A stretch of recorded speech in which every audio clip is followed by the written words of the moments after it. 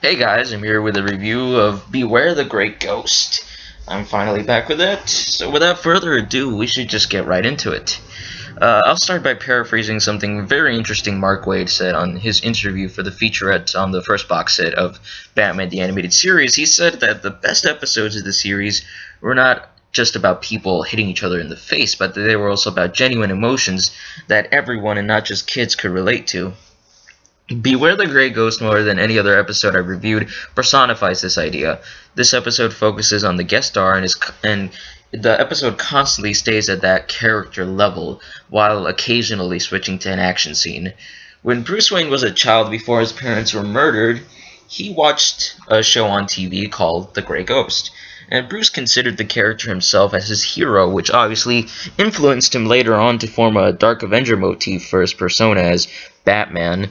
The way the episode begins is very intriguing because we are shown a standard episode of The Grey Ghost, complete in black and white, while we cut back to Gotham City where almost the exact same things are happening. The viewer is also taken in with the imagery because there's little dialogue in the first few minutes of the episode. So a criminal in Gotham City is recreating almost the same exact crimes as in an episode of Beware the Grey Ghost, named after its villain called the Mad Bomber. The problem is that when Bruce was watching this episode as a child, he fell asleep before he could catch the part where the Grey Ghost explains how the Mad Bomber got his explosives past the police. In the present, Bruce and Alfred go around town trying to find a copy of the show, but they are informed by a film seller that the company that owned the show was burned down and the original negatives of the show went up in smoke. Out of options, Bruce looks up at the actor they used to play the Grey Ghost called Simon Trent. This is where the episode begins to get interesting. I know I usually talk about voice acting towards the end of these reviews, but it's really important to talk about Simon Trent being voiced by Adam West. Now, I haven't seen too much of the 60s Batman, though I've seen a few episodes, and I feel like I can enjoy it now in a way that I couldn't when I was 10. I say that because by the time I was 10, I knew that the 60s Batman series was very silly, and I didn't want Batman to be like that. Maybe it's because I've seen Brave and the Bold, but now I'm able to enjoy the absurd humor that the 60s Batman had. I'm explaining this because I want it to be clear who this review is coming from. While I've enjoyed a few episodes in the movie, I can't say I'm a true fan of the 60s Batman series, but I also appreciate that it's part of Batman's history, and despite its silliness, it is still an influence on the formation of Batman as he is now. What I'll say is that I think Adam West is a very good voice actor. I thought he did a good job on the old New Adventures of Batman cartoon from the 70s, and I find his caricature of himself in Family Guy and The Fairly Odd Parents very amusing. The Grey Ghost is paralleled with Batman constantly throughout the episode to show his influence on Bruce Wayne now. I love how that mirrors real life with how Adam West influenced the modern Batman. The Grey Ghost seems to come from a much older tradition of heroes from the serials, while Batman is more of a modern, cutting-edge hero, but they still stand for the same principles and ideals. The same goes for the 60s Batman and the 90s animated series Batman. Just casting Adam West provides a deeper meaning to an episode that already has strong parallels. What really impresses me is that Adam West brings serious dramatic acting chops to his role as Simon Trent. There is such palpable misery in Adam West's voice when we first meet him in the present as a washed-up actor, because of how everyone still sees him as the Grey Ghost, despite being a gifted actor who can play other parts. The scene where he destroys a bunch of his Grey Ghost memorabilia just after being rejected from another part is really heavy for a children's cartoon, and the viewer can just feel how low Simon Trent is right now. He's forced to sell all of his memorabilia to a toy store owner just to pay the rent, which is really sad as he tells the one Grey Ghost poster he has left, "You've paid the rent one last time, old friend." At this stage in his life, Simon Trent is feeling as washed up as his career is, and probably is also missing purpose in his life. Simon goes through a character arc that gets him out of this purposeless state. When Batman first goes to him, Simon wants nothing to do with it because he wants to distance himself as much as possible from the Grey Ghost, which has now left him with no direction. Simon has copies of all the Grey Ghost episodes, the titles of them being very fun and reminiscent of many serials from the 40s, and he gives Batman the one he needs to figure out how to stop the Mad Bomber. Batman and Simon have a quick exchange that really sums up Simon's dilemma, and ironically how to fix it. Batman says that he used to admire the Grey Ghost, and with much frustration and bitterness, Simon tells him that he is not the Grey Ghost. Batman responds with, "I see that now." And the next time Simon shows up, he is wearing his Grey Ghost outfit. Now, why is this? Batman has made Simon realize that he can still find purpose and make a difference, but that he will have to do this not by pushing away the Grey Ghost, but by embracing him. After all, there must be some part of him that made him fit into the role of the Grey Ghost, so it makes sense that he tries to be the Grey Ghost again, but this time for real, so he can make a real difference. The final really good signal of Simon Trent's character arc is towards the end, when Batman shows him his room of Grey Ghost collectibles. Not only does he now realize that he can still make a difference as the Grey Ghost, but that his original time as an actor on the show itself had value when Batman tells him that when he was a boy, the Grey Ghost was his hero.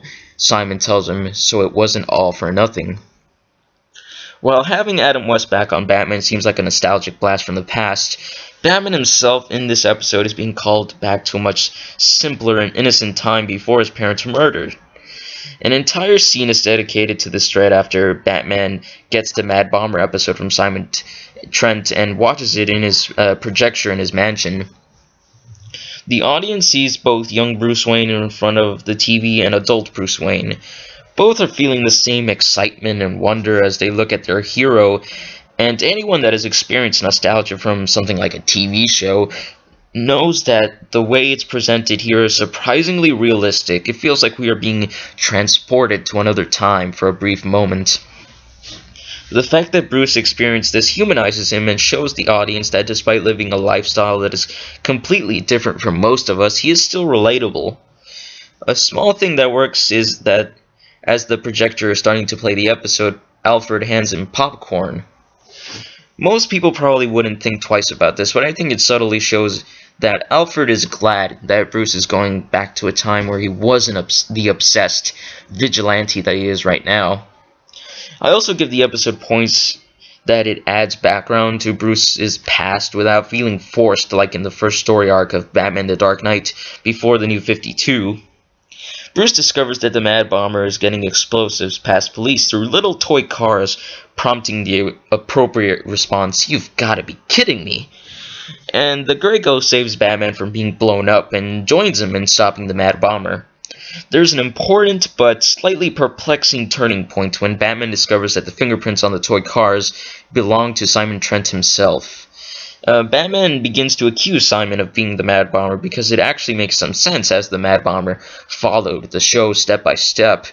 While this gives the audience genuine suspense as to who the bad guy is for a brief moment on first viewing, this brief exchange feels a bit superfluous on the second view because the very next scene shows us that the real bad guy is the toy store manager that Simon sold his memorabilia to. By the end, the Mad Bomber is apprehended by both Batman and the Grey Ghost, and we now see that this has gotten Simon back in the public view, so he releases the original series on video. Bruce buys a copy of the show, getting it autographed by Simon, and Bruce tells him the same thing he told Simon as Batman, that the Grey Ghost was his hero, letting Simon know that he is in fact Batman. I really like this because Bruce emphasizes how special the Grey Ghost is to him and how much Bruce trusts Simon. The end it also reinforces that Simon has embraced the Grey Ghost again by releasing the series and being in full costume, signing autographs, as well as reinforcing that making this decision has improved his life because of how many of Gotham's citizens show their appreciation of him and the Grey Ghost that had denied him so many roles for years now. I've got virtually no complaints with the story except for a few nitpicks like how implausible it is that Batman is able to get all of Simon's memorabilia back into his apartment so neatly while he's asleep. Everything is so organized and on the shelves, so it makes me wonder how Batman pulled it off without waking Simon up, unless he's such a great ninja that he can redecorate without making any noise. Anyway, the animation this time around is quite good, but the way things are drawn is noticeably weak in many sections, though there are places where it looks fine, such as when Batman walks up to Simon from a cloud of smoke that is very reminiscent from pulp heroes like The Shadow. The place where the animation is weakest is the scene with the Batmobile, when the Grey Ghost and Batman are trying to escape from the explosive toy cars. There's a place where the car makes a sharp turn and it looks straight out of Looney Tunes, which is contrary to the basic aesthetic of the show. There's another place where the Batmobile is going up a hill and the Batmobile is unrealistically flexible, which Bruce Timm has referred to as the Rubbermobile. Speaking of Bruce Timm, let's move on to the voice acting, but before I do, let me say that the animation is fluid on the whole, but not top-notch. The other guest star this episode besides Adam West is Bruce Timm himself as the Mad Bomber, this being the only time he voiced a character on his own show, I believe. I love how over-the-top his speech about toys is at the end, and when he says that toys burn through his money, it makes me wonder if Bruce Timm speaks from experience the way he delivered that line. I also find it humorous that the Mad Bomber looks so much like him in real life, and as he's taken down by Batman and the Grey Ghost. As I said before, Adam West brings genuine emotion to his role as Simon Trent, and is one of the best casting decisions for a guest star on the series because of how personal the role was for him, as he was looked as the campy Batman for many years and still today in some ways. I also appreciate that the Grey Ghost wasn't brought back because of the way this episode effectively ends his story. Mark Hamill has a short scene as Simon Trent's acting agent, which I bet was exciting for him because he watched the 60s Batman series when he was a kid. As a cohesive piece, Beware the Grey Ghost is one of the best and most memorable episodes of the first box set, and perhaps the entire series. The exploration of character is truly great here and adds depth to Batman at the same time, which is impressive how often this series was able to do that. There are dark moments, but the message this episode presents of making a difference is very optimistic and definitely worth watching.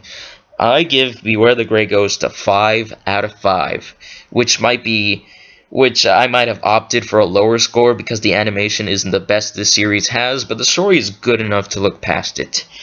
I'd also like to mention that I love old Bruce Wayne and Batman Beyond putting on the Grey Ghost mask to fight Inc., which is a brilliant callback to this episode.